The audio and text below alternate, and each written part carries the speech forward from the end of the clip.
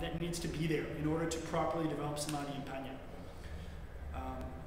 Serious meditation and its fruits come only after great suffering. Okay? This is the essence of the first noble truth of suffering. Okay? When we undertake the path of meditation, we undertake to experience suffering and to experience it as misery without reacting to it in the way we normally do. Right?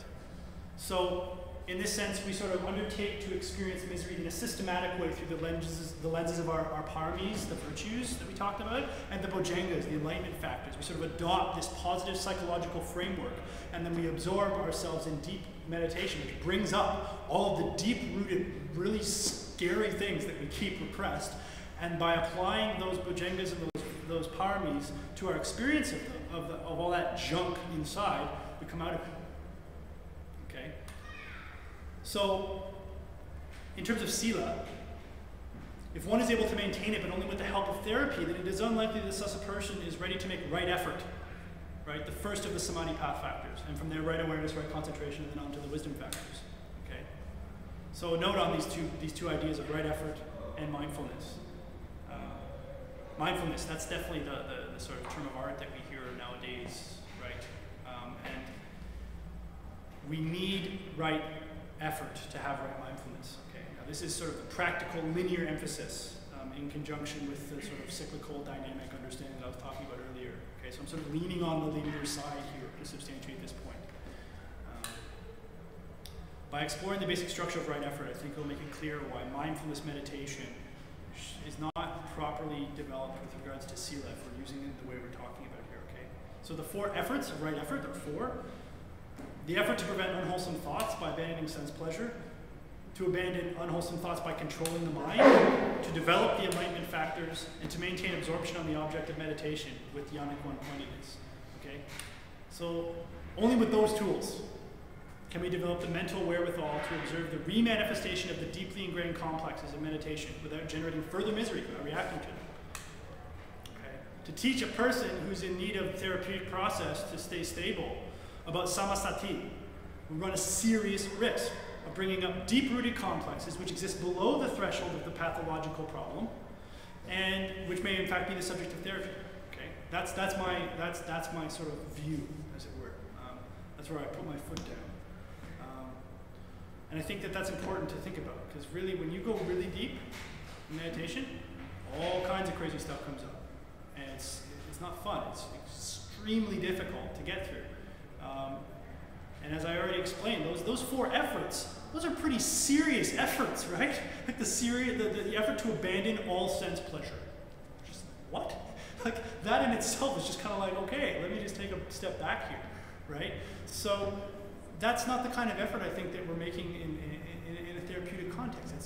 It's more mundane than that, right? This is a super mundane kind of effort that we're talking about here, and the distinction I think is clear in that sense. And if we're going to bring meditation to bear on the therapeutic process, we need to understand the kind of effort that the Buddha wants us to have when we start meditating. Okay? And that being said, I think it's, that we can really sort of understand that there's a convergence point, but there's also a huge point of departure and divergence. And understanding both of those, you can sort of make your own decision about where you get on and where you get off. So the next model is neuroscience, and this one will be short. I think it's quite clear that much of the aim of this work is to further our understanding of how brain processes underlie consciousness and cognitive functioning, right? So remember those 10 questions of the monk to the Buddha, right? Questions pertaining to the relation of mind and body at the intellectual level. The monks that they've been getting to do these really intense brain scans, they've helped generate a lot of really useful data, because the brain of a monk is doing way more intense things than the brain of non-meditators. That's just a fact. Like there's really interesting synchronies going on that are, helping us understand certain things about cognitive functioning, and that's helpful to the explanatory project neuroscience. No doubt. Like that's awesome. Good for them. It's helping them do that. But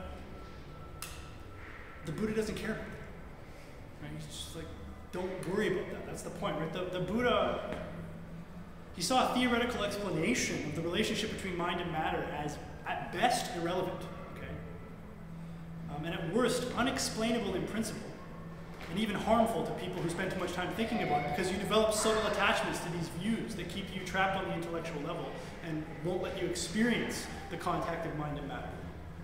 And, you know, again, I don't think this dismantles an already flourishing dialogue, but I think it makes it clear that there's a certain point at which, you know, the practice of meditation deviates from the explanatory goals of certain Western models.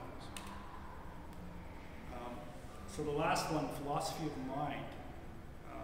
There's a lot of thinkers, right, like Hume, James, these guys who think, you know, non-ego logical accounts of consciousness are you know, important.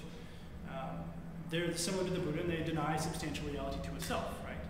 But there's an exception which takes advantage of that sort of non-intentional phenomenological construct I talked about earlier, with that distinction between pre-reflective and reflective consciousness, that is important because this thinker, al-Bahari, she thinks that Nibbana can have purchase for Western philosophy of mind.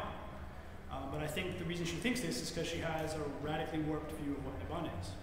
And I'm going to try and explain that to you. So al-Bahari's view about Nibbana is the following. That awareness, that witnessing perspective I talked about earlier when I was explaining the Vijnana consciousness aggregate, it itself is Nibbana when it is no longer conditioned by objects. That's her view, right? So the idea is that, you know, we have this sort of consciousness that's constantly arising in conjunction with objects in the world. You know, consciousness arises when a sound hits the ear. Consciousness arises when an object meets the eye. Consciousness arises when a smell hits the nose, right? And that consciousness arises in sort of close causal dependence on the object which made contact at a sense dome, right? And her view is that there's sort of a witnessing that arises every time that happens.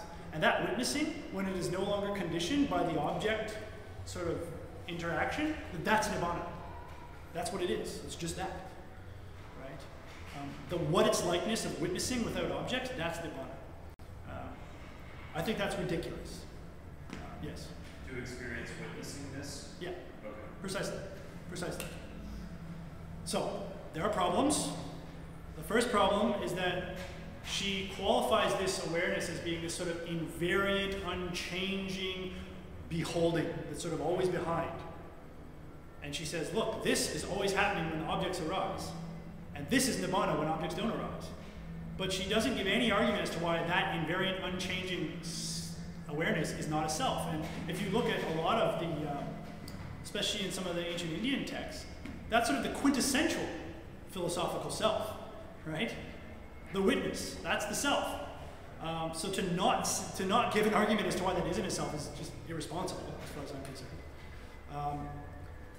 A more idiosyncratic point pertaining to the Buddhist meditation, there's no explanation as to why such a state of non-object directed awareness is not exhausted by the higher supramundane jhanas, like infinite consciousness, or neither perception nor non-perception. Okay, no talk of that is given whatsoever, and I think given the amount of discussion that occurs in the canon about how those things are not Nibbana, to have that not be addressed is not a good thing. And the most philosophically robust point, I think, is that to take that view of non-object directed awareness being Nibbana is to radically misconceive the relationship between the Vijnana consciousness aggregate and the perception aggregate. Okay? And the reason this is because she conceives of the consciousness aggregate in terms of object directedness. Okay? And then she says, look, when we subtract the object awareness, the object directedness from awareness, there's just this luminous awareness, which is the unconditioned reality, right? But what she's doing is assuming that the object-directed nature of our cognition is happening in the consciousness aggregate. It's not. It's happening in the perception aggregate. Okay? Consciousness is just witnessing. That's what it is. The object-directed cognition that we have, which recognizes and categorizes experience, that's perception. Okay? So she's sort of confusing where this sort of object-directed intentionality is constituted, right? Objects and subobjects don't become